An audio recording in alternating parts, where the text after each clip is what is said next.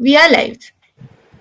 Thank you thank you आप सबका आपने हमें ज्वाइन किया। Let me quickly introduce the session. आज का सेशन है वॉइसेस फ्रॉम द ग्राउंड। थोड़ा है, थोड़े और की जरूरत है। आज हम इस पैनल के माध्यम से कुछ महिलाओं की कहानियां सुनेंगे जिन्होंने अपने संघर्ष द्वारा समाज में परिवर्तन लाने का प्रयास किया है। हमारी मॉडरेटर आज सुजाता जी हैं, executive director and founder of कौरो।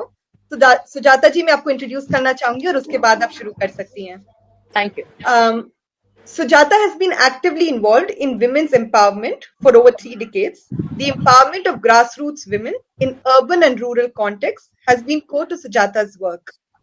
Facilitating grassroots leadership for leading regenerative social change is central to her vision and Koro's intervention. Sujata is awarded a PhD for the thesis on meanings of women's empowerment. This academic research was facilitated with 7 grassroots co-researchers by developing the research methodology Feminist Cooperative Inquiry. Feminist research influenced by the cooperative inquiry approach. Sujata was a fellow of the MacArthur Foundation Leadership Development Fund. She has authored a book in Marathi titled Ashme Asha, Hope Without Hope, based on her work at the grassroots and is published in national and international peer-reviewed publications. Thank you so much. आप सबने हमें आज join किया। सुजाता जी आप शुरू कर सकती हैं। Thank you, Sirat. Welcome to all of you. आज का हमारा जो सेशन है थोड़ा लैंग्वेज में हाइब्रिड रहेगा, हिंदी मराठी अंग्रेजी का कॉम्बिनेशन रहेगा, but we will ensure that wherever needed the translations are done. ये पूरा सेशन जो है वो जेंडर इक्विटी को लेके काफ़ी बातें हो रही है, गतिविधियों के बारे में बात है, इंटरवेंशंस है, काफ़ी सारी चर्चा हो रही है और ये साधारण से गए 20-25 साल में बहुत ज़्यादा हुआ है। तो ये सीरीज जो है इस सेशन की वो देख रही है कि क्या बदलाव आया है। अगर ये जेंडर गतिविधियां पे इतनी चर्चा हो रही है तो कुछ बदलाव आया है कि नहीं आया है, तो क्या आया है, नहीं आया तो क्यों नहीं आया, इस तरह की बातें हो रही है। तो आज हम इस सेशन में आपको ग्रासरूट्स का एक्सपोजर देना चाहते हैं। ग्रासरूट्स की हमारी जो बहनें यहाँ पे आई है वो अपने अनुभव रखेंगे, अपनी सोच रखेंगे, उनकी लिव रियलिटीज के बारे में वो बात करेगी, जिससे हम ये मूवमेंट कुछ है या नहीं है, अगर है तो क्या है, इसको ट्रैक कर पाएंगे। आज हमें ये भी पता है कि gender is not a binary thing, we are aware of that, लेकिन आज की जो चर्चा है वो साधारण से विमेन एम्पावरमेंट, विमेन में जो चेंज हुआ है उसको लेकर होगी। जेंडर का ये दायरा हम एक्सपांड कर रहे हैं, उसकी बातें हम बाद में थोड़ी करेंगे भी। और हम महिलाओं के अनुभव की बात कर रहे हैं यहाँ पे, और हमारे इस सेशन में 4 लीडर्स, ग्रासरूट्स लीडर्स यहाँ पे आए हुए हैं। मैं उनको इंट्रोडक्शन आपसे करवाना चाहती हूँ। पहली है अनीता नवले। अनीता नवले ये सिंगल वीमेन की जो मराठवाड़ा में कैंपेन है उसको लीड कर रही है। इस कैंपेन की और ये जो संगठन, ये नेटवर्क जो बना है उसमें ऑलरेडी 19,000 प्लस वीमेन इसके मेंबर्स है और वो खुद के अनुभव से वहाँ पे आई हुई है। और सिंगल वुमेन के तहत जो वायलेंस होता है, सिंगल वुमेन के साथ जो स्टिग्मा है सिंगल वुमेन को लेके, उनके प्रॉपर्टी राइट्स है, इनको लेके और कल्चरल डोमेन में इनका काम ज़्यादा चल रहा है। जब वो बात करेगी तो आप उससे जान जाएंगे उनके काम के बारे में। दूसरी अनवरी खान है यहाँ पे, जो बम्बई में काम करती है। बम्बई की जो लो इनकम कम्युनिटीज है वहाँ पे बैगनवाड़ी कम्युनिटी में वो खुद रहती है और वहीं के और इर्द गिर्द की कम्युनिटी में वो डोमेस्टिक वायलेंस गर्ल्स के अगेंस्ट उसके बारे में काम करती है, टीम लीडर के तौर पर। उनका अनुभव गए 10 साल। तीसरी है सुषमा हुई, वो एक्स सरपंच, एक्स विलेज है, जो विदर्भ में आते हैं, तो विदर्भ से है, वहां से वो सरपंच बन चुके हैं और उनका खुद का जो भी प्रवास है, उनकी जो जर्नी है वो लोगों के साथ औरतों को मोबिलाइज करके अपना एक स्थान बनाने की है। वो सरपंच के दायरे में उन्होंने क्या संघर्ष किया उसकी बातें वो बिल्कुल अपने अनुभव में बताएगी। और फिर मैं अंजुम को इंट्रोड्यूस करना चाहती हूँ, अंजुम शेख। ये राइट टू पी जो कैंपेन है बम्बई में खासकर चल रही है, जहाँ पे ग्रास रूट्स लीडर्स है, उनकी ऑर्गेनाइजेशंस है, उनकी मेंटर्स है और बहुत सारी ऑर्गेनाइजेशन, उन्होंने महिलाएं और सैनिटेशन, महिलाओं को पब्लिक प्लेसेस यूरिनल्स मिलनी चाहिए, सेफ है, फ्री है, क्लीन है, इसका कैंपेन 10 साल पहले शुरू किया था। उसकी लीड टीम में अंजुम काम करती है। तो इन सब के अनुभव अलग अलग है, अलग विषय को लेके है, लेकिन उनका मुद्दा जो है वो विमेन एम्पावरमेंट वाला है, वो जेंडर इक्विटी वाला है। तो उनके अनुभव से हम ये ट्रैक करने की आज इस सेशन में कोशिश करेंगे कि क्या कुछ बदलाव हुआ है और हुआ है तो क्या हुआ है। हम पांचों लोग, मैं मुझे लेके मैं ये बोल रही हूँ, हमने पांचों में काफी सारा काम भी एक साथ किया है और बहुत सारी हमारी बहनें हैं जिनको हम रिप्रेजेंट यहाँ पे कर रहे हैं। और चूंकि मैंने हर एक के साथ काम किया है तो वो मुझे फैसिलिटेटर के रोल में इसमें बिठा देता है। सो today what is under scrutiny is what we have tried to co-create in last few years, in terms of our own empowering journey, which is collective empowering journey.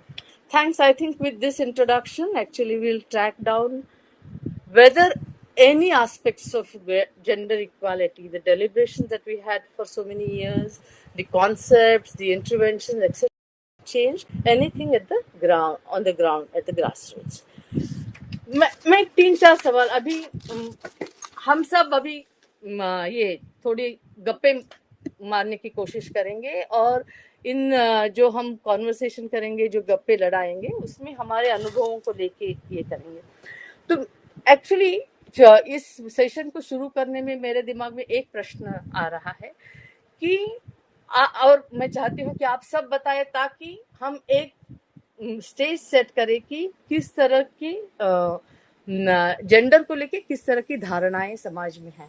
तो मैं आप सबसे ये कहूंगी कि ऐसी कोई बात है क्या, ऐसी कोई याद है क्या जब आपको लगा कि आप औरत है, आपका जो लिंग है उसको लेके आप उसको लेके आपके साथ कोई एक व्यवहार हुआ है और जिससे आपको बुरा लगा है, ऐसी कोई भी याद है?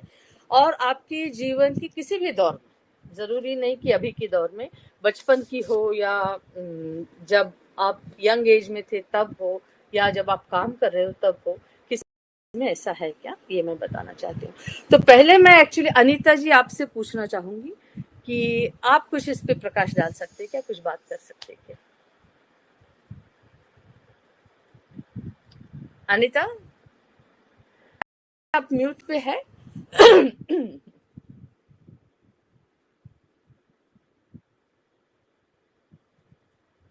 हाँ,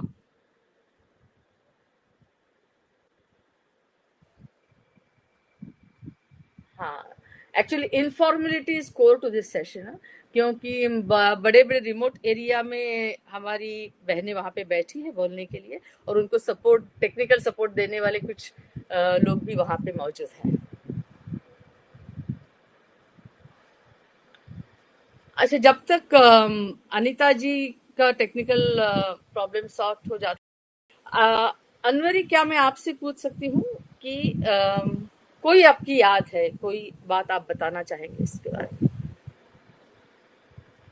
हाँ, म्यूट पे हो। आवाज आई ताई? हाँ, बिल्कुल बिल्कुल। हाँ, मैं ताई यही बताना चाहती हूँ कि मैं मेरे बचपन से लेके और जो मेरी कहानी रही है, जो मेरे साथ हुआ है, वो थोड़ा सा मैं बताना चाहूंगी। कहानी तो बहुत बड़ी है और जो इतना उम्र हो चुका और बचपन से लेके आज तक की जो भी हुआ है वो पूरा तो नहीं बता पाऊंगी क्योंकि जाएगा। थोड़ा सा मैं बताऊंगी कि बचपना जो मेरा था बहुत अच्छा था, क्योंकि मैं गांव की थी और गांव में रहती थी, मेरा गांव में पैदाइश हुआ। तो बचपन में मैं भाई लड़कों लोग के साथ खेलना और उनके साथ में घूमना, और मैं घर की लड़की हूँ करके मुझे एहसास नहीं था कि मैं लड़की हूँ।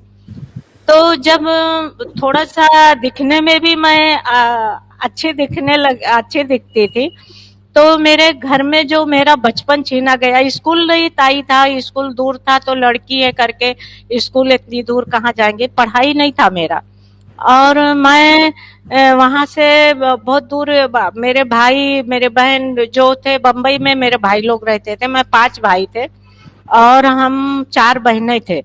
तो मुझे मैं थोड़ा बदन में भी और उसमें भी थोड़ा अच्छी दिखती थी, तो भी मेरे को इतना पाबंदी, मुझे मालूम नहीं था कि ये नहीं मालूम पड़ता था कि मैं लड़की हूँ करके मुझे अंदर बैठाया जाता था या अंदर रोका जाता था, मैं किसी की नहीं सुनती थी। तो मेरे भाई वो घर वाले ने सोच के मेरे को यहाँ बम्बई भेज दिए मेरे भाभी लोग के साथ। भाभी लोग के साथ जब मैं आई तो मेरे को घर में रखना, उनका बच्चा संभालना, खाना बनाने सिखाना, क्योंकि कभी कभी रोटी वोटी नहीं बना पाती थी क्योंकि ताई का गांव में मैं कुछ नहीं करी थी, तो हाथ जला देना कि ये ऐसा दूसरे के घर पे जाना है, दूसरा करना है, तो मैं रोती थी। कोई गांव जाता था तो मैं उसको बोलती थी अम्मा मुझे बुला ले, मुझे बहुत तकलीफ है यहाँ पे। मैं अपने आप को ये एहसास करती थी कि मैं लड़की क्यों बनी, हाँ, क्योंकि मुझे बहुत तकलीफ होता था ना, तो मैं लड़की हूँ करके मुझे खाना बनाना, किसी से बात नहीं करना, घर में रहना, ये मुझे बहुत तकलीफ हुआ था, तो मैं बहुत रोती आपकी थी। शादी कब हुई अनवरी जी? शादी 13 की उम्र में शादी मेरी हो गई था। यही बताना था कि दिखने में थोड़ा बदन में दिखने लगी तो शादी कर दिए। शादी किए तो आदमी ये नहीं पूछा गया कि मेरी शादी में, यहाँ तक कि मेरी माँ भी नहीं आ पाई थी शादी में, और मेरी शादी हो गई थी घर भाड़े से लेके, और वहां पे मुझे छोड़ दिया गया। और वहां से फिर कुछ दिन थी उधर मेरे ननद के घर पे, वहां रह के फिर मुझे गांव लेके गए वापस मेरा आदमी अपने घर पे। वहां ले गए तो मैं जब तक मैं मेरे एमसी ना 1 ही साल हुआ था, वही आया था कि मेरी शादी हुई थी। और जब गांव लेके गए तो मैं पेट से रह चुकी थी ताई, मैं पेट से थी तो मुझे मालूम नहीं था। मेरी सास बोले ये इसके पेट से है, बच्चा होने वाला है, तो मैं सोचती थी बच्चा है तो कहाँ से है, कैसे है, ये नहीं समझ था। हाँ, अब मुझे बहुत जब गांव में ले गए तो एक बार ऐसे ही पेट से थी, बहुत बड़ा पेट भी निकला था, और ठंडी का मौसम, बहुत बुरी ठंडी थी गांव में। तो मेरे बाप ने मेरे को बिस्तर नहीं दिया था, गद्दा बिस्तर जो देते हैं वो नहीं था। तो पता नहीं मेरे आदमी को, मेरे घर वालों को क्या लगा कि मेरा बिस्तर छीन लिया गया, और मुझे ठंडी में एकदम पूरा रात एक रुपट्टे में ताई में सिमट के अपना ऐसे बैठी थी, क्योंकि बर्फ हो चुकी थी, मैं बोलने की भी ताकत मुझे नहीं थी कि मैं बोल पाती थी। एकदम सिकुड़ के कोने में बैठी थी। तो मेरे घर पे ना एक बाजू में मेरा देवर रहता था, तो कुछ भी होता था तो मेरे माँ, गांव में खेड़ा गांव था और घर मेरा थोड़ा दूर था, तो वो रिक्शा वाला ने जाके मेरे माँ से, मैं बोली खाली इतना बोल दे कि मुझे बहुत ठंडी लगती है, मेरे बिस्तर उस्तर नहीं है, सब ले लिए। तो उन लोग, वो जाके बोला कि तुम्हारी बेटी ऐसा ऐसा बोल रही है, बहुत तकलीफ में है। और तो वहां से मेरा बाप एक गद्दा बनाया और लाके उसी रिक्शे वाले को दे के भेज दिया कि जाके दे दो। लेकिन ये ताई नहीं, उन्होंने गवारा समझा कि वो बिस्तर जाओ तो देखो तो मेरी लड़की किस हाल में है। मुझे बिल्कुल, बहुत बिल्कुल, दुख हुआ, बहुत दुख बिल्कुल, हुआ, क्योंकि मैं बिल्कुल। 2 दिन तक के मैं धूप में अपना बदन सेकी थी, तब जाके मेरे कुछ गर्म पैदा हुआ था कि हाँ मुझे ऐसा हुआ।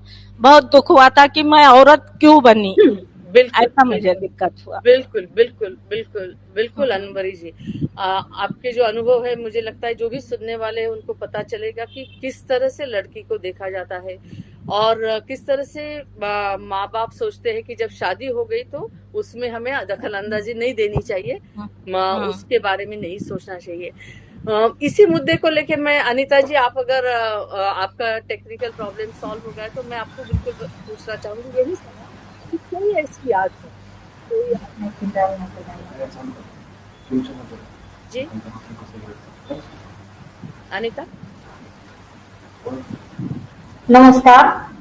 आवाज आवाज येते माझा? येतो हाँ हाँ। बोला बोला. नमस्कार, मैं अनिता नवले उस्मानाबाद जिले से परांडा ब्लॉक से हूँ. मेरा जन्म 1974 में आंसू गांव में हुआ। मेरे 5 तुम्ही मराठीत बोला चालेल. मराठीत बोललं चालेल ना? बोला बोला बोला, तुम्ही टेन्शन घेऊ नका. माझ्या कुटुंबामध्ये 5 भावंडे आहेत. त्याच्यामध्ये सर्वात लहान मी असल्यामुळे म्हणजे सगळ्यात लाडकी होते. आणि 15 वर्ष मला कुठल्याही प्रकारचा त्रास झाला नाही किंवा काही मिळालं नाही असं माझ्या 15 वर्षाच्या प्रवासामध्ये नाही झालं. मला खूप म्हणजे मुलांपेक्षा जास्त जे पाहिजे ते मिळत होतं. त्याच्यामुळं मला एवढ्या अडचणी काय आल्या नाहीत. पण ज्यावेळेस 15 वर्ष वय झालं आणि मी शाळेसाठी बाहेर बार्शीला राहिले होते, 6 महिने चांगले गेले. म्हणजे सगळ्यांनी बघितलं केलं, लक्ष देत होते, जे पाहिजे ते देत होते. पण अचानक असं केलं त्यांनी की डायरेक्ट माझं लग्न जमवलं. मला न माहित होता, न मुलगा बघायला आला मला किंवा मी मुलाला पाहिलं. पण लगेच त्यांनी डिसिजन घेतला, सगळं ठरवलं की माझं लग्न आहे. आणि साखरपुडा, अक्षरशः साखरपुडा ठरवला त्यांनी. साखरपुडा आदल्या दिवशी सगळी तयारी झाली. ज्यावेळेस साखरपुडा 12 वाजता करायचा आहे आणि मला बार्शीतून 10 वाजता आणलं ह्या लोकांनी. आणलं आणि आले की लगेच म्हणले तयार हो फटाफट, साडी नेस. साडी तर कशी नेसायची मला माहित पण नव्हती कधी. साडी नेस म्हणले आणि तुझं लग्न ठरवलंय आम्ही आणि आता साखरपुडा आहे आणि ते करावं लागते. म्हणजे मला नको म्हणाला पण तिचा चान्स नव्हता. आणि त्याची थोडस पटकन मी आपल्या सगळ्या लोकांना हे सांगते काय तुम्ही बोललात मराठीमध्ये ते. एक्चुअली अनीता कह रही कि 15 साल तक उसका जीवन एकदम खुश था. उनके भाई बहन सब एक साथ मिलके रहते थे. उन्होंने कुछ ऐसा डिस्क्रिमिनेशन वहां पे महसूस नहीं किया. लेकिन जब 15 साल की हो गई, वो पढ़ रही थी, तो उनको जहां से स्कूल से तुरंत बुलाया गया और 12 बजे उनका एंगेजमेंट किया और 10 बजे उनको बताया बुला के कि अभी तुम्हारा एंगेजमेंट है, तो तैयार हो जाओ, साड़ी पहनो. उनको साड़ी पहनने के लिए भी नहीं आती. तो जैसे अनवरी बता रही थी कि उनकी शादी के बारे में उनको कुछ नहीं पता था, उसी तरह से अनीता ताई बता रही है कि उनके एंगेजमेंट घर वालों ने तय की और कर दी. हालांकि उनकी ना की उनकी राय पूछी या उनको ये करना है या नहीं, ये भी नहीं पूछी. आणि ते लग्नानंतरचा तुमचा काय अनुभव आहे का? असं कसं आता लग्न तर झालं तुम्हाला न विचार, पुढं काय? लग्न झालं पण इकडं माहेरी म्हणजे सगळ्यांची लाडकी असल्यामुळं, सगळ्यांचं हे असल्यामुळं म्हणजे मी घरातलं कुठल्याही पद्धतीचं काम म्हणजे काम कुठलंच केलेलं नव्हतं. कसलंच घराचं म्हणजे अगदी नुसतं बाहेर खेळणं, दौडणं, अभ्यास करणं एवढंच होतं. घरातलं कसलंच काम केलं नाही. आणि दिलं ते एकदम मोठ्या कुटुंबात दिलं. म्हणजे 7 लोक होते आमच्या घरी. शेती होती भरपूर आणि बाहेरचे 3 लोक कामाला होते रोजाने. तर त्यांचा सगळा स्वयंपाक वगैरे सगळं हे लग्न झालं की ते सगळं करायला लागलं मला, की जी माझ्या आयुष्यामध्ये कधीच केलं नाही. तर खूप त्रास झाला. आणि नंतर सासूचा स्वभाव थोडा हे असल्यामुळं जास्त केलं तरी पण ओरडायची, कमी केलं तरी पण ओरडायची. आणि मग म्हणायची हिला स्वयंपाकच करता येत नाही. आणि ती भाकरी करत होते ना, भाकरी केल्या तर तिचा शब्द असा होता की गौऱ्या बडवल्यासारखं सगळं बडवून ठेवते. हिला काही हिच्या बापाच्या घरून काय ज्वारी आणायची का? म्हणजे असा प्रवास चालू झाला लग्न झाल्यानंतर. आणि तिचं लग्न झाल्यापासून जे सुरुवात होती ते मी माहेर येईपर्यंत हेच चालू झालं. एक मिनट, वो अनिता जी कह रही कि वो जब शादी के बाद घर गई तो actually she was given in a big family. She got married in a bigger family and she had to do all household things etc, which she was not acquainted with, she couldn't do. And the harassment, that was one of the reasons of harassment कि आपको रोटी बनाना नहीं आता है, आपको cooking नहीं आता है, इस तरह से. और काफी ह्युमिलिएशन उसको लेके हो रहा था. तो तुमच्या नवऱ्याच्या संदर्भातली एखादी नवऱ्याच्या संदर्भात बोलायला गेलो तर तो होता म्हणजे थोडा कडक आणि थोडा प्रेमळ असा स्वभाव होता त्याचा. आणि म्हणजे दोन्ही बाजू होत्या त्याच्या, कधी प्रेमळ कधी कडक. आणि जर आपण त्याचं नाही ऐकलं तर मग तो कुठल्या थराला जाईल हे पण सांगता येत नव्हतं. असाच एक किस्सा, लग्न झाल्यानंतर 6 महिन्याच्या नंतर मला माहेरी जायचं होतं नागपंचमीच्या सणाला. आणि त्यावेळेस काय झालं की माझा भाऊ न्यायला येणार होता मला. आणि त्याच्या अगोदरच आमचं भांडण चालू झालं. असं भांडण चालू झालं की त्यानं म्हणायचं जायला नको आणि मी म्हणायचं जाणार. हम्म. मग ह्याच्यामध्ये खूप कडाक्याचं भांडण झालं दोघांचं. त्यानं मारहाण वगैरे नाही केली मला काही, पण डायरेक्ट अंगावर राखेल बसला की तुला जायचं की कायमचं जा, नाहीतर मग इथं मरून पड, म्हणजे असं. Okay. आणि रॉकेल टाकून डायरेक्ट काडी लावली त्यांना. Yeah. आणि नंतर मी काहीच म्हणजे ऍक्शन न घेतल्यामुळं मग शेवटी त्यालाच काय वाटलं काय की मग त्यानंच विजवलं अजून. Yeah. So actually, Anita is narrating a incident. वो एक बात बता रही है हम सबको कि जब उन उन औरत बात सुनती नहीं है तो कोई ना कोई तो रिएक्शन उसमें हो जाती है हमेशा। तो जब उनको मैके आना था और वो उनके हस्बैंड को उनको मैके जाने नहीं दिया रहा था, तो थोड़ी बहस हो गई।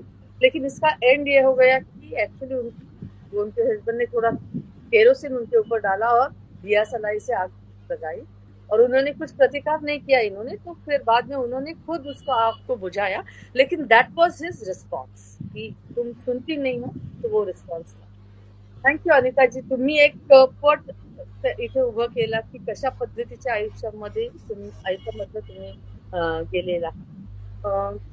ये दोनों हैं 50-55 साल के आगे वाली है अनिता ताई और अनवरी, तो वो एक दायरा हमें मिलता है कि एज को लेके भी मिलता है। मैं अभी सुषमा को पूछना चाहते हूँ। सुषमा ताई, सांगना तुम्ही ह्याच्यामध्ये की खास प्रश्न आहे तुम्हाला, पण जरा पटकन तुम्ही सांगितलं की कसं तुमचा अनुभव काय आहे। मी सुषमा, माझं शिक्षण 8वी पर्यंत झालंय, पण लगेच मी 16 वर्षाची असताना माझ्या आजोबांनी माझं लग्न केलंय। शिक्षणाला पैसे द्या म्हटलं तर शिक्षणाला पैसे न देता त्यांनी 16 वर्षातच लग्नाची जबाबदारी घेऊन माझं लग्न केलंय। आणि लग्नानंतर जवळपास 5 वर्ष बरे गेली आणि त्याच्यानंतर नवऱ्याला दारूचं व्यसन लागलंय आणि नवऱ्याला आवडत नव्हतं की मी घराबाहेर जायला पाहिजे किंवा कोणाशी बोलायला पाहिजे, हे अजिबात त्यांना आवडत नव्हतं। म्हणजे महिला म्हणून कुठं जसं हॉटेल पांठेलला होत्या तिथं पण मला येऊ देत नव्हते, तू महिला आहेस असं म्हणजे झालंय। आणि त्यानंतर वयाच्या 18व्या वर्षी मुलगी झाली, नंतर म्हणजे 2 मुली झाल्या। आणि त्याच्यानंतर दारूचं व्यसन लागलं आणि त्याच्यातच नवऱ्याने सगळं विकलं, घरची भांडी दागिने सर्व तर पूर्ण कुटुंबाची जबाबदारी माझ्यावरती आली। महिला म्हणून मी ते सर्व सांभाळणं सुरू केलं, कधीही माहेरी न जाता। म्हणजे नवरा आज नाही तर उद्या दुरुस्त होईल असं वाटलं। पण मग सामाजिक क्षेत्रात काम करायचं असं ठरवलं, तेव्हा म्हणजे बचत गटात आले, आर्थिक म्हणजे बचत झाली पाहिजे याच्यासाठी बचत गटात आले। त्यावेळीच पण नवरा घरी मीटिंग मधून घरी गेल्यावर घराच्या बाहेर ठेवत होते। असं 6 महिने मला ते सहन करावं लागलं, पण त्याच्यानंतर कालावधी त्यांच्यामध्ये बदल झाला, ते हळूहळू बाहेर जाऊ देऊ लागले। हाँ, सुषमा थे जरा मैं इथे थांबवते ह्याच्यामध्ये। सुषमा ये बता रही है कि एक्चुअली उनकी शादी भी 16 साल की थी तब हो गई, उनके एजुकेशन को रोका दिया गया और उनकी शादी करवा दी, और उनको भी पता नहीं था एक्चुअली, वो फैमिली ने डिसीजन लिया था। और उनके जो ग्रैंडफादर थे उन्होंने एजुकेशन के लिए पैसा नहीं दिया, लेकिन शादी के लिए इनके सब पैसा डाल के उन्होंने खुद इनकी शादी करवा दी। बाद में जब वो अपने ससुराल में आए, सस्पिशन सस्पेक्ट, जब भी आप बाहर निकलते, बाहर जाने के बाहर निकलते तो आप क्यों जाते हो, क्या है, इस तरह की सस्पिशियस सवाल और उसको लेकर हरेसमेंट तो हो जाती है। और उनका होटल था, फिर भी उनको होटल के वहाँ पे जा नहीं सकती थी। एडिक्शन की वजह से उनकी फैमिली पूरी एब्जेक्ट पॉवर्टी के शिक्षा में आ गई, और इसलिए उनको घर के बाहर जाना पड़ा अर्थार्जन के लिए। और जब वो बाहर जा रही थी तब भी उनके ये सवाल खड़े किए जाते थे कि वो कहाँ जा रही थी। उन्होंने ये भी बताया कि अगर वो मीटिंग के लिए जाती थी तो उनको घर के बाहर खड़ा कर दिया जाता था, आने के बाद किससे मिली हो, कहाँ पे गई हो, क्या बात हुई, इस तरह से। थैंक यू सुषमा भाई। मैं अंजुम को ये सवाल पूछना चाहती हूँ, आप भी अंजुम बम्बई की बस्ती आपका अनुभव क्या है?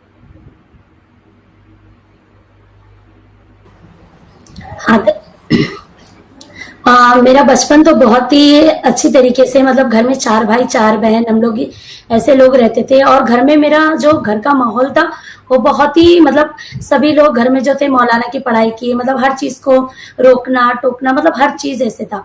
लेकिन मतलब जैसे अच्छी तरीके से गुजर रहा, लेकिन ये था कि घर में लड़कियों को हमेशा से कमी चीज दी गई। जैसे कि लड़कियों को सिर्फ 7वीं तक के पढ़ाया गया और लड़कों को आगे भी उनको जो मर्जी रहता था वो सारी चीजें उनको करने का एक मौका दिया जाता था। लेकिन इसी तरीके से वो एक, लेकिन मैं घर में मतलब सबको ये बोलती थी कि मुझे आगे भी पढ़ना है। तो मतलब अम्मी को थोड़ा सा मना वना कर मैंने 10th तक का पढ़ाई किया। उसके बाद 17 साल में ही मेरी शादी हो गई। लेकिन शादी के, मतलब शादी जब हुई उसके 3 दिन पहले मुझे पता चला कि मेरी 3 दिन के बाद मेरी शादी होने वाली है, जो कि कभी किसी ने पूछा नहीं। कि मतलब सारी तैयारी शुरू थी, ये था कि घर में कुछ तो भी हो रहा है, लेकिन ये नहीं पता था कि मेरी ही शादी का तैयारी मतलब चल रहा है। और घर में लड़कों को हमेशा पूछा गया, मेरे 2 भाई थे, उनकी लव मैरिज शादी हुई, उनको पूछा गया कि मतलब आपका कोई है या बता दीजिए, मतलब उनसे शादी। लेकिन लड़कियों को तो ये भी नहीं पता था कि मतलब कि कौन लड़का है, वो कहाँ रहता है, उसका कुछ है या वो कमाता है, मतलब ये सारी चीजें कुछ भी नहीं। तो वो एक बहुत, मतलब तब पता चला कि एक लड़की होने का मतलब क्या चीज है। काश मैं भी एक लड़का होती तो मुझसे भी कोई पूछता कि तुम्हारा भी कहीं अफेयर है क्या, या फिर कोई पसंद है क्या। इस तरीके से वो सारी चीजें मतलब हुई। उसके बाद शादी हुई, लेकिन जब मतलब शादी होने के बाद जो सारी चीजें मतलब होने लगी, क्योंकि एक पहचान भी नई चीजें थी, तो उसका एक नशा करके आना, मारपीट करना, ये सारी चीजें मतलब चल रही थी मेरे साथ। तो मतलब मुझे ये लगा कि मतलब कहीं ना कहीं इसको रोकना चाहिए। तो उसको रोकने के लिए मतलब काफी दिन गए, लेकिन उसको रोकना ही था कहीं ना कहीं। तो मैंने ये डिसीजन लिया कि मतलब उसको घर से निकाल देना चाहिए। मतलब हमेशा ये होता है कि एक औरत ही, मतलब एक आदमी ही घर से औरत को निकाल देता है। ये हमेशा मैं देखी हूँ, कहीं पर भी देखा गया है कि औरत को घर से निकाल दिया जाता है। लेकिन वहां पर मैंने अपना सारी चीजें मतलब ध्यान में रखते हुए कि मतलब मुझे क्या होगा, मैं अकेले कैसे रहूंगी, ये सारी चीजें ध्यान में रखते हुए मैंने उसको घर से वहां से निकाल के ये एक डिसीजन लिया कि जो मेरे साथ हो रहा है वो थोड़ा तो कम होगा। तो यहाँ तक का मतलब ये एक बहुत याद है वो सारी चीजें। बिल्कुल। और जब आप अकेली रह रही थी, आपने अपने आदमी को घर से निकाल दिया, तो क्या ठीक रहा माहौल आपके लिए? कुछ नहीं, ठीक तो नहीं था, क्योंकि बहुत सारी चीजें मतलब वो एक तो कम हुआ मेरे साथ में, जो एक आदमी का अत्याचार था वो कम हुआ, लेकिन बाकी का जो समाज का था वो ज्यादा बढ़ गया था। क्योंकि ये था कि एक औरत होने के नाते मतलब घर में अकेले नहीं रह सकती है। तो लोग रात को 3 बजे दरवाजा खटखटाना, ऐसे उसमें औरतें भी रहती थी और आदमी भी रहते थे कि 1 गिलास पानी चाहिए, या मुझे टॉयलेट के लिए जाना है, या आपको कुछ मदद चाहिए क्या। मतलब ये सारी चीजें मतलब इतना ज्यादा होता था, हैरेसमेंट होता था कि मतलब मैं सोचती थी रात भर कि मतलब ऐसे लोग क्यों कर रहे हैं। हाँ, और बाजू में ही एक ऐसा हुआ कि मतलब ये सारी चीजें तो हो ही रही थी, बाजू में ही एक आदमी था जिसके 2 बच्चे के साथ में वो रह रहा था, लेकिन उसको कभी किसी ने नहीं पूछा कि तुम्हें कोई चीज की मदद चाहिए क्या, या उनके 2 बच्चे हैं उनको कुछ चाहिए क्या। लेकिन एक औरत को 3 बजे रात को उठाकर पूछना, तो वो मदद के लिए नहीं था। बिल्कुल कहीं ना बिल्कुल वो मदद के लिए नहीं था, वो इस चीज के लिए था कि इसके घर में कोई है क्या, इसको कोई चीज मतलब देख रहे कि ये कहीं इससे साथ में कोई है, आदमी है क्या, ये कहीं बाहर गई है क्या, या घर में है कि नहीं है। ये सारी चीजें देखने के लिए मतलब वो चीजें चल रही थी। बिल्कुल बिल्कुल। आप चारों ने मिलके कुछ अंग बताए। Actually we are aware that these are not the end all the gamut of access aspects जो जेंडर इनइक्वालिटी के हैं, लेकिन कुछ एस्पेक्ट्स इसके आपके सामने शेयर करने की यहाँ पे कोशिश की। एक बात यहाँ से निकलती है कि चारों के बारे में जो बात हुई कि मैरिज की बात, जैसे उस पूछा नहीं गया, जबरदस्ती मैरिज किया या मैरिज वर्कआउट नहीं हुआ, तो there is definitely something innate to this institution marriage that needs to be unpacked कि कैसे होता है लड़कियों के साथ ये मैरिज इंस्टीट्यूशन को लेके क्या होता है। ये एक बात लगता है मुझे। और एक है कि बच्ची जब छोटी है तो शायद इतना डिफरेंस या डिस्क्रिमिनेशन उनको महसूस नहीं होता, लेकिन जब वो उनको मैच्योर हो जाती है, उनकी एमसी आने लगती है, वो बड़ी होने लगती है, तब एक्चुअली डिस्क्रिमिनेशन बहुत खुले तरीके से होता है और उसको आम समाज की उसको बहुत ही मान्यता है।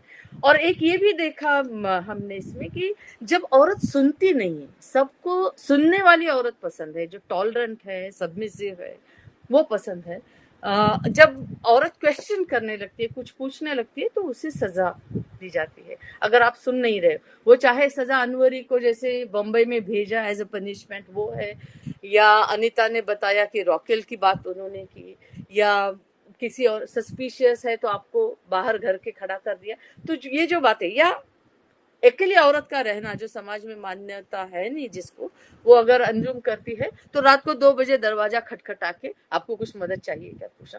तो ये एक स्प्रेड देता है हमको कि किस किस तरह से औरतों के ऊपर डिस्क्रिमिनेशन होता है। जेंडर बेस्ड डिस्क्रिमिनेशन के एस्पेक्ट्स बस यही है ऐसा नहीं, और बहुत गहरे भी है, और भी है, अलग अलग तरीके हैं, लेकिन उन सब के तहत भावना एक ही है कि औरत को महत्व देने की जरूरत नहीं। She is not thinking and emotional human being. उसको पूछने की जरूरत नहीं, उसकी सोच क्या है, उसको क्या लगता है, इसकी परवाह करने की जरूरत नहीं। अभी मेरा सवाल है कि आपने ये तो बताया कि किस तरह से आपके लाइफ का एक हिस्सा गया है। मेरा अगला सवाल ये है, और मैं अनीता जी आपको पूछना चाहती हूँ पहले कि जो आपने बताया, क्या अभी आप उसी तरह से जी रहे हैं कि कोई बदलाव आया है? अनीता?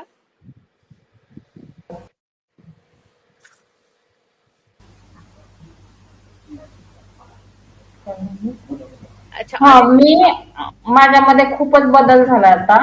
म्हणजे पहिलं जे माझ्यावर अन्याय अत्याचार होत होते किंवा मी सहन करत होते, किंवा मी माझ्याच विश्वात मी जगत होते.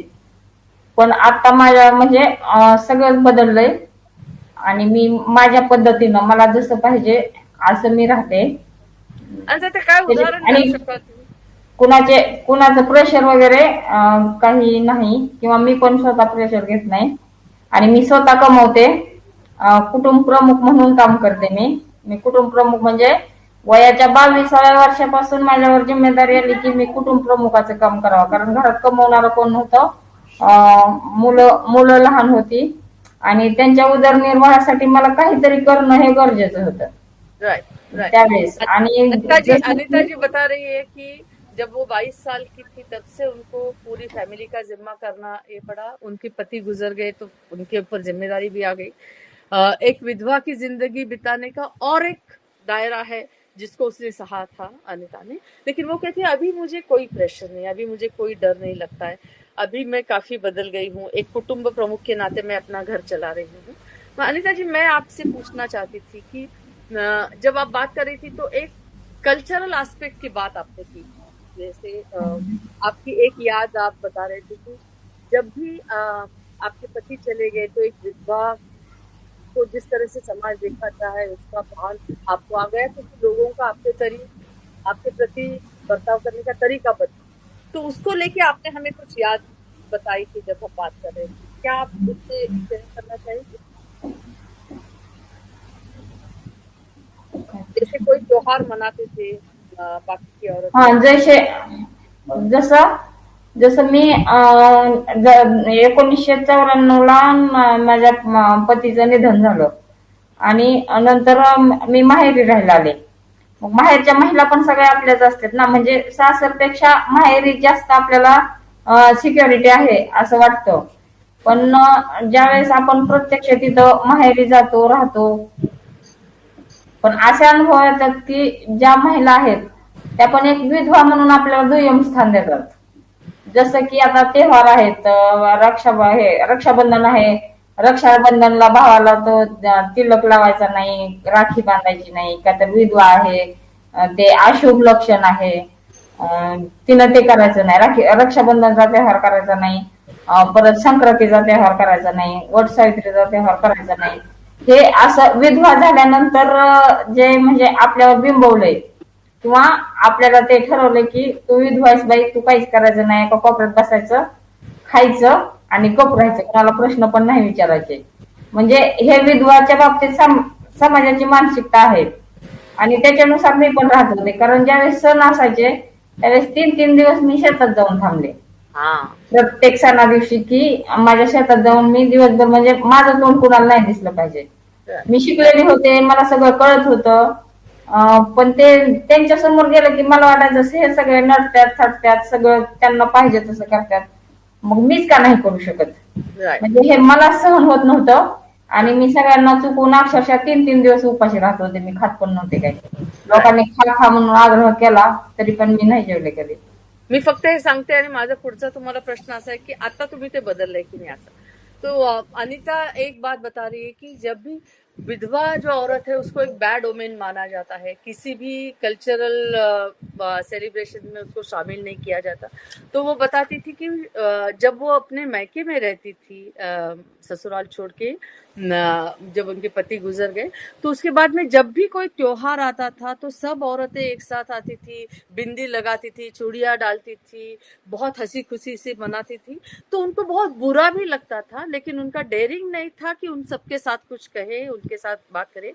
तो उन्होंने एक अपना अपना तरीका निकाल दिया. उनका खेत था बगल में, तो वो 3-3 दिन छुप के जाके खेत में बैठती थी.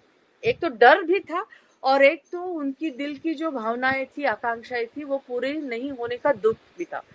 तो वो उन्होंने इस तरह से मार्ग निकाला था. और इसीलिए वो बताती है कि एक विधवा की जिंदगी क्या होती है इसका पुरेपूर मेरे को एहसास है. अनिता ताई, एक छोटासा प्रश्न आणि पटकन, की आत्ता सुद्धा तसंच आहे का? आत्ता तुम्ही तसंच जाऊन शेतात बसताय? आता म्हणजे ज्यावेळेस मी सामाजिक क्षेत्रामध्ये वळले, थोडंफार कळायला लागलं, मिटिंगातून ट्रेनिंग मध्ये कळायला लागलं की ही विधवा होणं किंवा परित्यक्ता होणं हे काही महिलांची चूक नाही किंवा हे महिलांचं हे नाही. त्याच्यामध्ये तर महिलालाच का भरडलं जातं, महिलेलाच का हे झालं जातं. हे ज्यावेळेस शिक्षण झालं त्यावेळेस आम्ही पहिली सुरुवात अशी केली 2015 मध्ये की आसू मध्ये 60 महिलांचा तिळगुळ कार्यक्रम घेतला संक्रांतीला. आणि त्यावेळेस मी अगदी नटून थटून मला पाहिजे अशी साडी नेसून, म्हणजे मला जसं पाहिजे तसं मी त्या दिवशी दिवसभर त्यांच्या सोबत फिरले, वावरले. लोकांचे तोंड वाकडे व्हायचे तरी पण त्यांचा दृष्टिकोन वेगळा असायचा की हिनं असं कसं काय करायला लागली. राईट. मी फक्त तुम्हाला थांबवते इथे ह्याच्यामध्ये की हा बदल आपण हे करूया कि वो कह रहे अभी वो बिल्कुल ये नहीं करती. जब सवाल खड़े किए गए अपने ही मन में कि औरतों के साथ ये व्यवहार क्यों होता है, अगर वो कोई किसी का पति गुजर जाता है, कोई विधवा हो जाती है, उसमें औरत को देश देने का ये रूढ़ी क्यों है. जब आप रिफ्लेक्ट करते हो अपने आप से और लोगों से सवाल पूछते हो तो आपका बिल्कुल बर्ताव बदल जाता है. और उन्होंने कहा 2015 में पहली बार मैं बहुत सारी 61 महिलाओं जो कोई त्योहार मना रही थी, तिलगुड़ एक महाराष्ट्रियन ये है, तो जब वो त्योहार मना रहे थे तो उन्होंने कहा कि मैं बहुत बन ठन के सब ज्वेलरी वगैरह डाल के वहां पे वो त्योहार में शामिल हो गई. कुछ लोगों ने उसपे थोड़ा ये जताया मतलब एक्सप्रेशन ऐसे दिए कि ये औरत यहाँ पे क्यों है, लेकिन वो बहुत खुश थी. उन्होंने बड़े असर्शन के साथ, क्योंकि तब वो सार्वजनिक क्षेत्र में आ चुकी थी, उनको काफी सपोर्ट भी मिला था, वो लीडरशिप के प्रोग्राम में आ चुकी थी, काफी प्रश्न अपने आप के लिए भी रेज कर रही थी और औरत के लिए भी रेज कर रही थी. मैं अभी अनवरी के पास जाना चाहूंगी. अनवरी, क्या वही दायरे में आप जी रही हो कि कुछ बदला है? आप म्यूट है. हाँ ताई, मैं अपने आप को बहुत बदली और मैं अपने घर में भी बदलाव लाई, अपने बच्चों में भी बदलाव लाई. और मुझे अब इतना फक्र होता है ताई कि मैं समाज में जीने का मुझे भी हक है और मैं लोगों के लिए भी जीना चाहती हूँ. और वो भी जो काम मेरे साथ हुआ है वो किसी के साथ ना हो, ये मैंने अपने दिल के अंदर ऐसा ठान लिया, ऐसा करती हूँ. और मैंने अभी मेरे लड़की को जो बाहर निकाली, पहनने का हक, अपने मर्जी से शादी करने का हक, वो तेरा ये अधिकार है, तेरी ये जिंदगी है, तुझे किससे करना है, कहाँ रहना है, कैसा है, वो मैंने आजादी अपने साथ अपने बच्चों को दी। और वही देते हुए ताई मेरे एक लड़का भी है जो सबसे छोटा है, सबसे लाडला था मेरा। वो अपनी जिंदगी अपनी वो एक किन्नर की जिंदगी में चले गया, तो भी मैंने वैसा एक्सेप्ट करी और बेटों को भी समझाई, उसको भी जीने का हक है, उसकी भी अधिकार है, क्योंकि ये कैसी जो अपनी जिंदगी है, हमें जीने का जो सिखाया गया, हमें बचपन से ही जो दबाया गया, वो हम ऐसा नहीं चाहते कि हमारे बच्चे भी घुट के जिए और अपनी जिंदगी में आगे बढ़े। उनका जो इच्छा है, जो चाहते हैं वो करे। वो मैंने अपने बच्चों को बहुत साहस, अपने लड़की को जो होने लगा उसके ऊपर वायलेंस, तो मैंने ताई तुरंत हमारा याद आया उसको कि अरे ये तो हमने सहा है इतना, हम अपने लड़की को नहीं सहने देंगे। मैंने खुद को, मेरा आदमी छोड़ के, मुझे बहुत तकलीफ हुआ, सबने मेरे ऊपर उंगली उठाया कि ये लड़की की जिंदगी खराब करती है, लेकिन मैंने मेरे लड़की को अपने घर पे लाया, उसको डिवोर्स ली, उसकी जिंदगी है, उसकी लाइफ है, हम ऐसा नहीं होने देंगे। और उसको मैंने निकालने के लिए बहुत साहस किया कि खुद से बोल, खुद से बाहर निकल, अपने पैरों से खड़े हो, वैसा सिखाया। आज मेरी लड़की जब पहन के या समाज में ऐसा चलती है, बात करती है, तो मुझे ऐसा अपने आप को फक्र होता है कि मैंने अपने लड़की को ऐसा तैयार किया। और लोगों को भी ताई हाँ नहीं ठीक, मैं ये कहना चाहती थी कि अनीता ने ये बताया कि जो कल्चरल प्रेशर उनपे था उसको उन्होंने हटा दिया और अपने दायरे, अपने रूल्स पे उन्होंने जिंदगी बिताने की कोशिश की। और मुझे लगता है अनवरी जी यही कह रही कि जब उनको गद्दे की वो जो बात उन्होंने बताई हम सबको कि जब उनको जरूरत थी तो उनके पेरेंट्स ने उनको कोई मदद नहीं की, लेकिन इनका अभी बिल्कुल ये है कि जब उनका लड़का किन्नर बन गया हो या उनकी लड़की का उन्होंने डाइवोर्स किया हो जब वो वायलेंस सहन कर रही थी, तो उनका ये है कि मेरे बच्चों को मेरा सपोर्ट मिलना चाहिए, मैं वहां पे उनके साथ खड़ी रहूं। तो ये चेंज थोड़ा और अभी हाँ बोलो बोलो। अभी ताई मेरे में ऐसा चेंज आया है कि मैं बाहर रोड पे 2 बजे 1 बजे तक पुरुषों के साथ बैठे रहती हूँ, लोगों को गाड़ी है आप गाड़ी, वहां सो जाती हूँ कि लोग बोलते भी है कि ऐसा इतनी रात तक गई औरत बाहर नहीं निकलती। मैं उसको सीधा जवाब में, तुझे क्या करना है, ये मेरी जिंदगी है। बिल्कुल बिल्कुल बिल्कुल। तो ये जो धारस है जहाँ पे आप एक बार सब सह रही थी और उसके खिलाफ आवाज नहीं ये कर रही थी, आज उसी बस्ती में आप एक लीडर की तरह लोगों को मदद करती है, रात रात को घूमती है। मुझे याद है अनवरी के बच्चे उसको बोलते थे जब हम मीटिंग करते थे कि तू जब रास्ते पे चलती हो तो मैजिस्ट्रेट चला है ऐसा लगता है।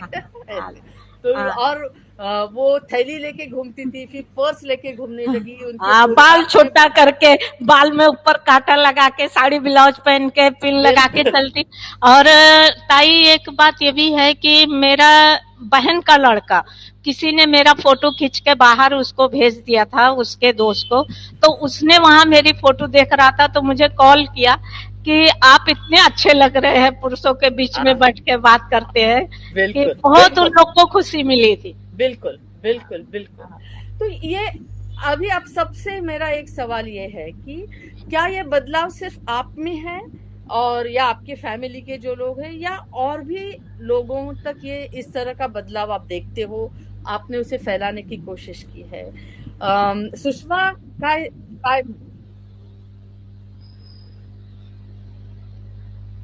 म्हणजे तुमचा जो बदल झाला तो फक्त तुमच्या पुरता आहे का आता तो वाढतोय असं वाटतंय बाकीच्या लोकांना? वाढतोय ताई बदल. कसं सांगणार तुम्ही जरा काही उदाहरणं तुमच्या ह्याच्यामधली?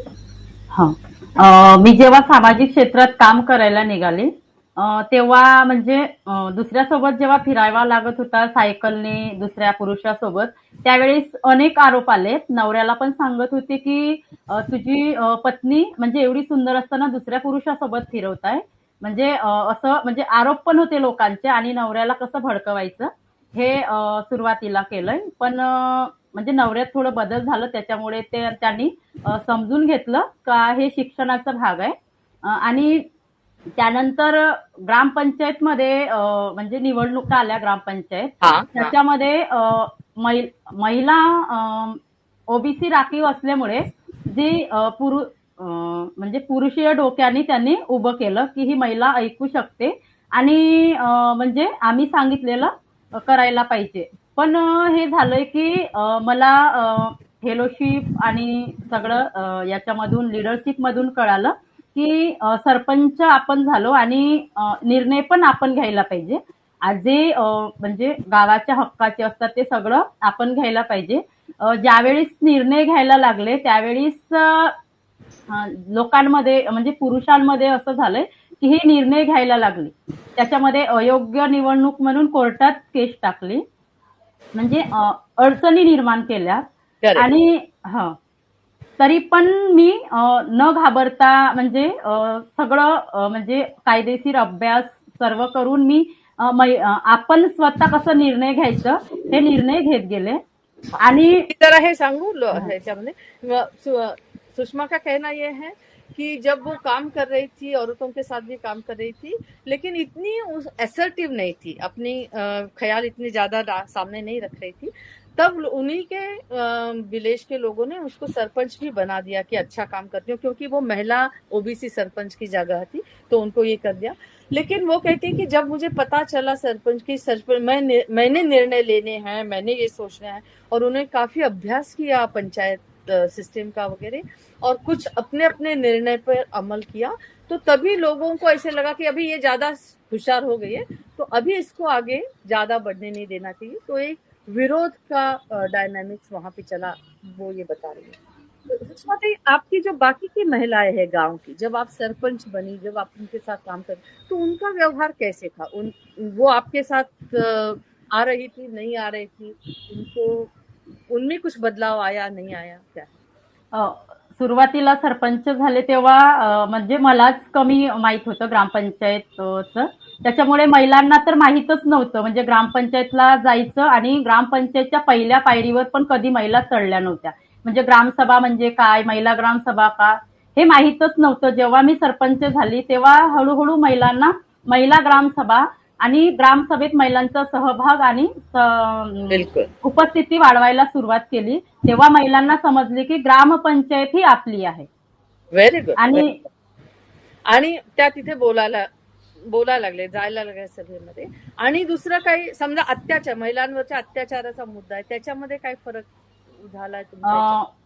पूर्वी महिलांवरती म्हणजे खूप माझ्या गावामध्ये खेडेगाव असल्यानं अन्याय होत होते, अत्याचार सहन करत होत्या. पण जेव्हा मला समजलं का आपण सहन करतो म्हणून आपल्यावर ते घडतंय आणि मी पण सहन केलं म्हणून माझ्यावरती ते घडलंय, आता महिलांनी सहन करायला नाही पाहिजे, याच्यासाठी महिलांचे बचत गट तयार केले आणि त्याच्यामधून सामाजिक जे कार्यक्रम असतात, जसं सावित्रीबाई जयंती, आंबेडकर जयंती, म्हणजे सगळ्या थोर पुरुषांच्या जयंत्या करून त्यांना त्याच्यातून महिला म्हणजे कोण आहे, महिला कुठपर्यंत गेल्या, आतापर्यंत महिलांसाठी हे सगळं त्या माध्यमातून समजावून सांगितलं गेलं. आणि मग त्यांना त्यांचा स्वतःचा आत्मविश्वास वाढला की आपण महिला आहोत आणि सहन करतो म्हणून हे सगळं घडतंय. हळूहळू हे बाहेर निघायला पाहिजे.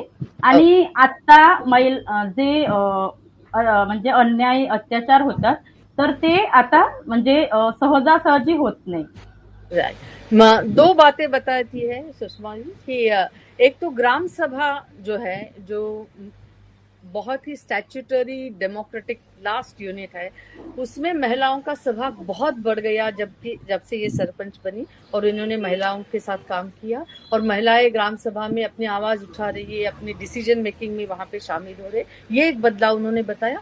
और दूसरा ये कि इन्होंने लोगों से कहा जब वो काम कर रही थी कि हम सहते हैं इसलिए लोग अत्याचार करते, तो हमें सहना नहीं चाहिए.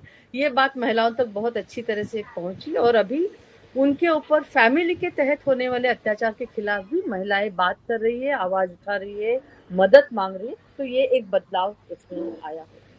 अभी एक सवाल है कि हमारे सेशन का टाइटल ही था कि थोड़ा है, थोड़े की जरूरत है. तो थोड़ा है, क्या बदला है ये आप सबने बताया, लेकिन थोड़े की अभी जरूरत भी है. अभी कुछ चीजें ऐसी है जो बदली नहीं है. तो या कुछ डर है हमारे मन में, कुछ खौफ है जो अभी गए नहीं है। तो मैं आप सबसे ये पूछना चाहूंगी, अंजुम तुमसे मैं शुरुआत करना चाहूंगी कि क्या वो थोड़ा अभी क्या बदला, क्या बाकी है इसमें, क्या अभी बदला? ताई बदलने को तो बहुत सारी चीजें बदली हैं, जैसे कि मतलब खुद में भी इतना सारे बदलाव आए हैं कि जैसे कि मैंने नकाब छोड़ दिया है पहनना, फिर मैंने डिवोर्स खुद लिया है, वो एक चेंजेस है। मतलब इस तरीके से खुद में भी बहुत सारे चेंजेस आए। लेकिन अगर हम लोग बात करते हैं कि मतलब नहीं बदलने की, जैसे कि मैंने आप इस शुरुआत में ही कहा था कि मैं जो बस्ती में रहती हूँ उधर पे मैं बचपन मेरा गुजरा है, सब लोग मुझे जानते हैं, वहां पे मैंने काम किया है, वो काम के थ्रू भी लोग मुझे जानते हैं। लेकिन अगर उसके सिवा मुझे अगर कहीं और जाके रहना पड़ा तो वो कैसे लोग देखेंगे? क्या फिर से शुरुआत से मुझे वही काम करना पड़ेगा? क्या लोगों को वैसे ही फेस करना पड़ेगा? तो वो कहीं ना कहीं एक दिल में डर बैठा हुआ है कि उसको कैसे चेंज करना है। और दूसरी बात यह है कि जो लोगों के केसेस आते हैं, फील्ड में जो केसेस आते हैं, तो वो कहीं ना कहीं औरतें अभी बात करने लगी हैं कि ये मेरे साथ, मतलब ये मेरे साथ में हुआ है, ये मेरे साथ वायलेंस हो रहा है, लोग बात कर रहे हैं। लेकिन कहीं ना कहीं उनको एक डर है कि मतलब आगे तक ये बात ना जाए, या मैं केस करूं तो वो बहुत दिन ना जाए, या मेरे हस्बैंड को मत बताना। तो ये कहीं ना कहीं एक ये बदलने की जरूरत है। और इसी तरीके से जो बस्ती में बदलाव हम लोग देखते हैं, तो बस्ती में जो बदलाव है कि लड़कियां बाहर आके क्रिकेट खेल रही हैं, फिर जो महिलाएं हैं, जो हम लोग पिंकाथॉन में रात को 3 बजे रात को उठकर वो मतलब जीन्स पैंट पहनकर, मतलब जीन्स टी शर्ट पहनकर इतनी रात को जाना, तो और जाकर वहां मतलब जाने के टाइम पे तो वो बिना नकाब जाना, लेकिन जब क्योंकि अंधेरा रहता है कि कोई देखे नहीं या कोई कुछ बोलेगा नहीं कि मैं जींस पैंट पहनी हूँ। लेकिन जब वहां से आने के टाइम पे कुछ लड़कियां मतलब जैसे कि दुपट्टा ओढ़ लेती थी, कुछ नकाब पहनकर, या कुछ ऐसी थी कि जो मतलब ऐसे ही चले मतलब खुद से, लेकिन उनको कहीं ना कहीं ये था कि मतलब मुझे ये काम नहीं करना है, लेकिन उनको डर है कि उनको डर की वजह से वो काम करना, मतलब उनको पहनना पड़ता था। ये सारी चीजें मतलब कहीं ना कहीं कुछ बदला है, तो कुछ बदलने की जरूरत है। बिल्कुल बिल्कुल। अनिता ताई, अनवरी, आप में से कोई बोलेगा कि क्या अभी? कोई भी? अनवरी, बहुत क्विक, एकदम छोटा सा, क्योंकि मैं टाइम की तरफ भी देख रही हूँ। म्यूट है अनवरी, म्यूट है। हाँ अनिता ताई, तोपर्यंत बोलना। हाँ ताई, हाँ आई आवाज? हाँ ताई, जैसे कि अंजुम ने कहा है हमने नकाब छोड़ा है, हमने भी नकाब छोड़ा है, हम भी नहीं पहनते हैं, खुल के चलते हैं, यहाँ तक के कि अब खानदान रिश्तेदार में भी बगैर बुरखे के जाते हैं, ये तो हमने बदला है।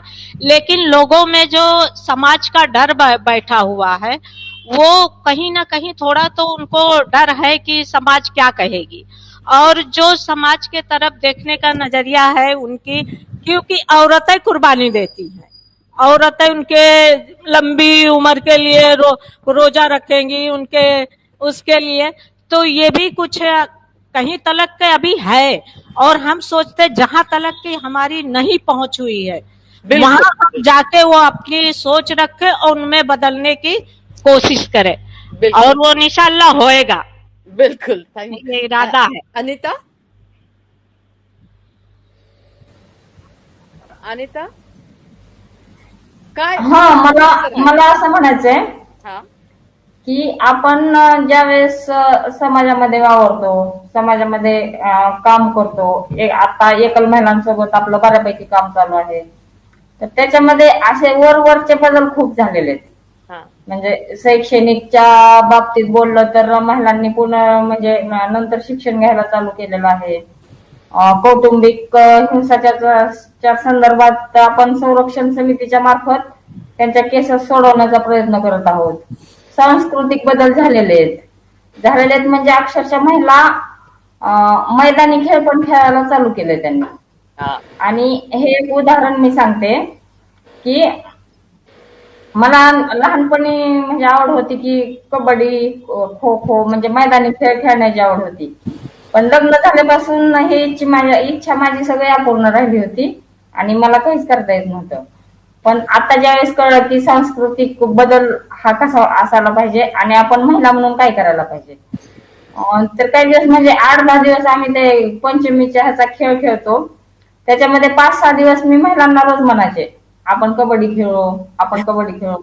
पण ते पुरुष बघायचे ना आमचा, म्हणजे बहुतांश पुरुष असायचे. आम्ही ज्या चौकात खेळत होतो तिथं पुरुष असायचे. मग त्या म्हणायच्या पुरुष आहे तिथं ना आपल्याला नको खेळायला. पण गेल्या वर्षी काय झालं, 20-25 महिला जमल्या आणि त्यांना म्हणलं जाऊ द्या हे असले बायांचे खेळ कशाला खेळायचे, आपण कबड्डी खेळून बघू म्हणलं एकदा काय होते ते. तर अक्षरशः म्हणजे 9 महिला कबड्डीच्या ह्याच्यामध्ये उतरल्या आणि त्या इतक्या छान खेळल्या आणि पुरुष हसत होते. म्हणजे ते म्हणले की आणि त्या महिलांना काय पण करायला लावा लागली आणि स्वतः किती चांगलं खेळायला लागली. हा हा बदल आहे, हा बदल झाला ठीक आहे. आणि दुसऱ्या पण महिला मैदानी खेळ खेळायला लागलेत. पण ह्याच्यामध्ये असं आहे की महिलांच्या जवळचा जो मुद्दा आहे की महिलांचा जो मानसिक जे आहे की समजा तिनं कमी वयात विधवा झाली किंवा परित्यक्ता झाली तर तिनं पुनर्विवाह करण्याच्या बाबतीत समाजामध्ये एवढं तिच्याबद्दल म्हणजे वाईट मत आहे. बिल्कुल. आणि तिनं कसं राहायचं, काय करायचं, बिल्कुल. तिला काही अनिता इच्छा जी, असेल थोडंसं तर मला ते अनिता जी, मला हो. थोडं ट्रांसलेट करायला लागेल. तो वो बता रही थी कि कल्चरल बदलाव एकल महिला संगठन में उन लोगों ने कैसे लाया है सबने मिलके. जैसे अब सब महिलाएं बिंदिया पहनती है, चूड़ियां पहनती है, कबड्डी खेलती है, रास्ते पे पुरुषों के सामने भी खेलती है, मजे लेती है, अपनी जिंदगी अपनी तरीके से गुजारने की कोशिश करती है. वो एक बात है. लेकिन उसने कहा कई दायरे ऐसे हैं जहाँ पे अभी भी हिचकिचाहट है. जैसे लड़कियां बहुत कम उम्र में अगर विधवा हो गई तब भी वो दूसरों के साथ शादी कर रहे अगर या दूसरों के साथ रहे तो उस पर काफी चर्चा होती है. वो फ्रीडम अभी इतना सहज लोगों को नहीं मिल रहा है. तो ऐसे कुछ दायरे हैं. और उन्होंने और अनवरी ने ये भी कहा कि जहां तक हम पहुंचे हैं वहां पे जिंदगी लोग औरतों की बदलने की कोशिश हम जरूर करें, वो बदल ही रहे. लेकिन समुंदर है, हर जगह तो हम नहीं पहुंच सकते. तो जहां तक पहुंचे नहीं है वहां पे शायद एजुकेशन में औरतें पीछे है अभी भी. वायलेंस अभी भी होता है, वो बोलते नहीं. तो ये जो ढक्कन बहुत टाइट तरह से सबके दिलो दिमाग पे बैठा हुआ है उसको खोलने की जरूरत है. और वो प्रयास और भी ज्यादा तगड़ा और भी उसका स्केल अप यानी हॉरिजॉन्टली ज्यादा से ज्यादा औरतों तक, बहनों तक पहुंचने की जरूरत है, ऐसा लगता है.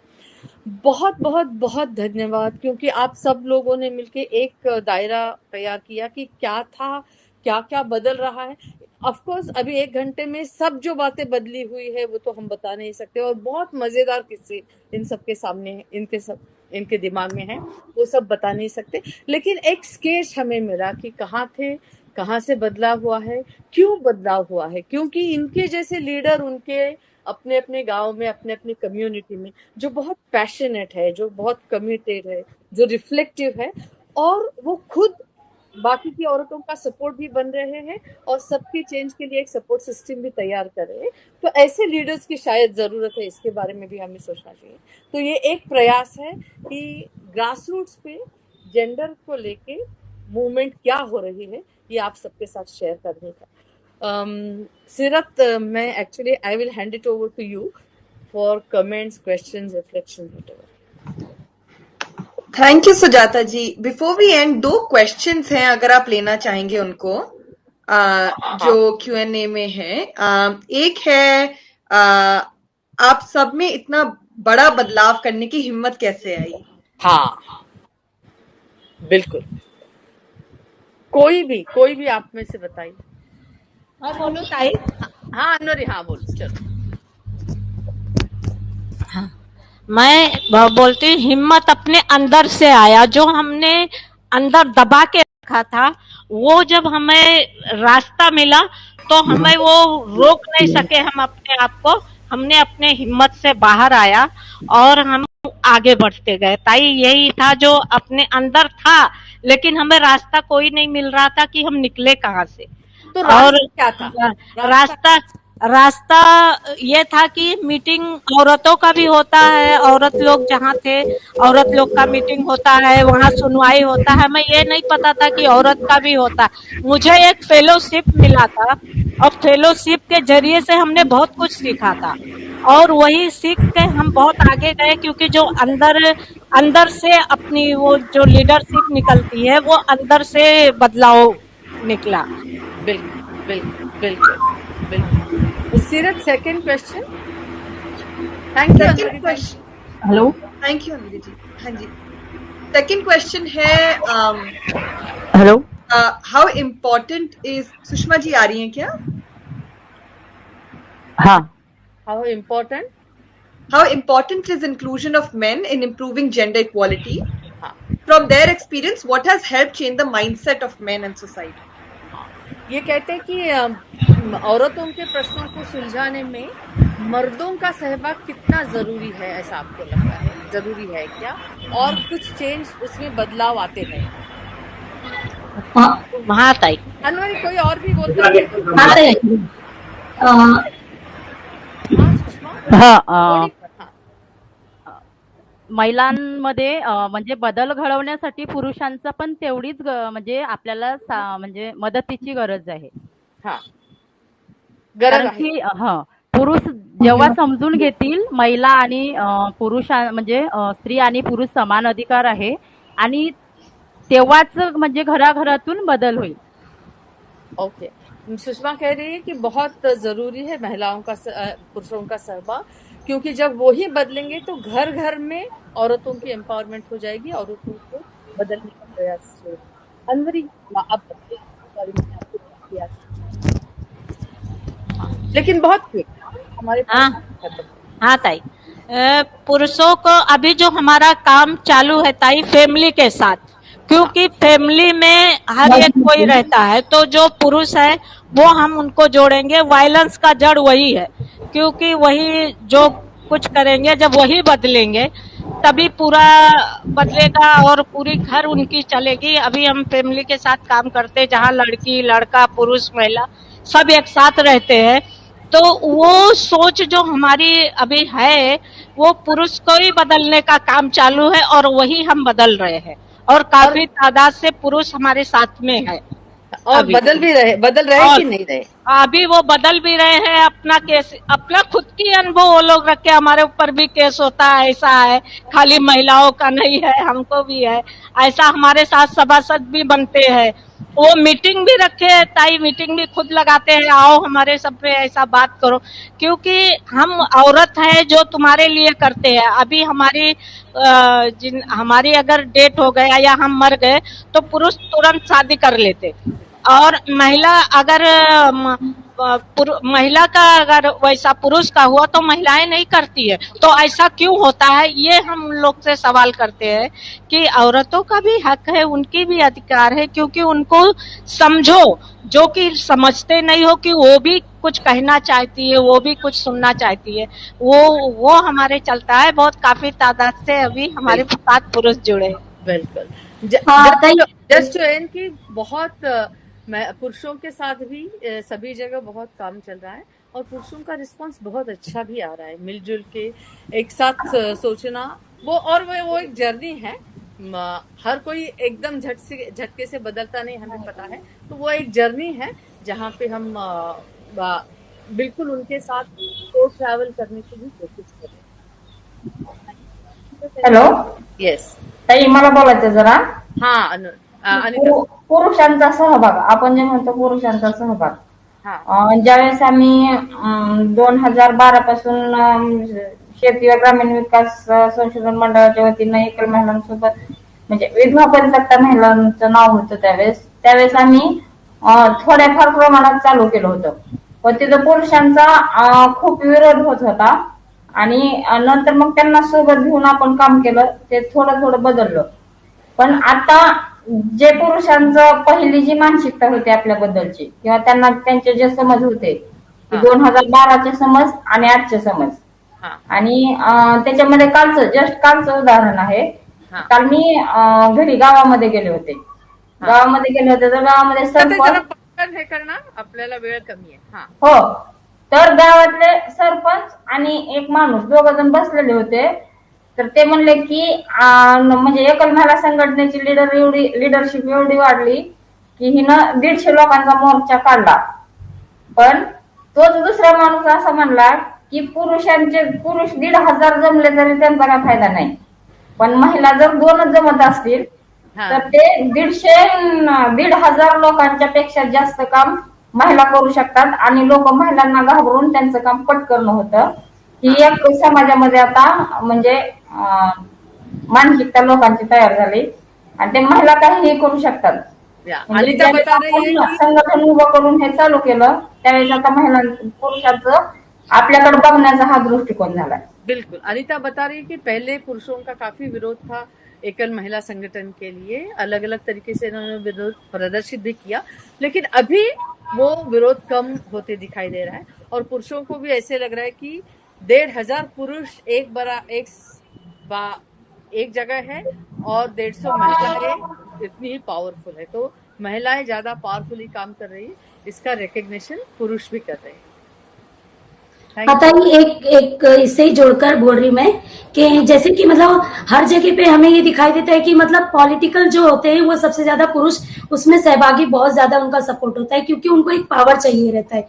लेकिन जब वायलेंस की बात आती है कहीं ना कहीं उनका पैर पीछे हटता है कि मतलब ये औरतों का मुद्दा है या औरतें ही इसमें सब वायलेंस करती हैं. लेकिन उसके लिए अभी हम लोग जो काम कर रहे हैं उनके साथ में जो बात कर रहे हैं उनको सारी मतलब कहीं ना कहीं उनका एक बहुत अच्छा सपोर्ट इसके लिए भी हमें मिल रहा है. जैसे अनवरी खाला ने बोला उसी तरीके से ये भी. बिल्कुल बिल्कुल बिल्कुल बिल्कुल बिल्कुल या तो मुझे लगता है कि ये जो बातें अभी हुई इसमें कि ये सब हमारी जो बहनें लीडर्स यहाँ पे बात बता रही थी तो उनमें एक खामियत मुझे लगती है कि जो भी उनका पर्सनल दुख था उन्होंने उसको पॉलिटिसाइज किया, उसका उपयोग उन्होंने अपने पर्सनल दुख की बातें जो है लोगों के सामने रख के उन्होंने बाकी महिलाओं को एक साथ करने की, मोबिलाइज करने की, उस प्रश्न के खिलाफ आवाज उठाने की कोशिश की. एक उनका दौर ये रहा और दूसरी जर्नी उनकी ये भी रही कि जो भी पॉलिटिकल है, जो भी वो एडवोकेट करती है पब्लिक डोमेन में, उसको अपनी निजी जिंदगी में लाने की पूरी कोशिश उन्होंने की है और उसी लिए शायद वो ऑथेंटिक लीडर बन जाती है अपनी एरिया में और तभी उनको सपोर्ट भी आहिस्ता आहिस्ता क्यों न सही मिल जाता है. और यही पॉजिटिव होप है कि अगर ऐसे लीडर्स बनते हैं, अगर इस तरह से हम काम करते हैं तो शायद हम और ज्यादा महिलाओं तक पहुंच सकते हैं और कितने भी दायरे जो है इन जेंडर डिस्क्रिमिनेशन के वो हम पार कर सकते हैं. जैसे सिंगल महिला की हमारी जो कैंपेन वहां पे चल रही है, जो नेटवर्क है, वहां पे एक ट्रांस वुमन अभी लीडरशिप में आई है. मैं जो बता रही थी कि जेंडर डिस्क्रिमिनेशन के दायरे कैसे पुश बैक हो रहे हैं उसके बारे में. और सिंगल महिला के इसमें एक बहुत बड़ी चर्चा अभी ये चल रही है कि क्यों हम इसको एकल महिला संगठन कहें. क्या एक आदमी के न होने से वो महिला एकल बनती है? तो इसके ऊपर चर्चा चल रही है. मुझे लगता है ये भी इवॉल्विंग जर्नी ही दिखा रही है. Thank you. Seerat, back to you. Thank you so much Sujata. बहुत धन्यवाद आपका, अनीता जी, अनवरी जी, अंजुम जी, सुषमा जी, आपका आपने हमारे साथ आपकी कहानियां शेयर की. आपका साहस हमें बहुत साहस देता है. इतने डिफिकल्टीज के बाद भी आपने हिम्मत नहीं छोड़ी और अपने ही लाइफ्स में बदलाव नहीं और बहुत लोगों के लाइफ्स में आपने बदलाव लाया है. हमें आशा है आप जैसे और बहुत औरतें हो जिन्हें ये हिम्मत मिले. थैंक यू सो मच और बहुत बहुत धन्यवाद कि आप यहाँ हमारे साथ आई और आपने अपनी कहानियां शेयर की. Thank you. Thank you. Thank you. हमारा नेक्स्ट सेशन है moving towards equity centred research. जो सुजाता जी भी होंगी उसमें. सुजाता जी, प्रेरक और मुमताज. हम अभी 5 मिनट में we'll come back and we will start that session. It is a workshop to help understand and share some lessons on how we can apply an equity centered research, think about gender and inclusion and work at the community level when we are doing research. So hopefully you'll all join us and see you all soon. Thank you. Bye.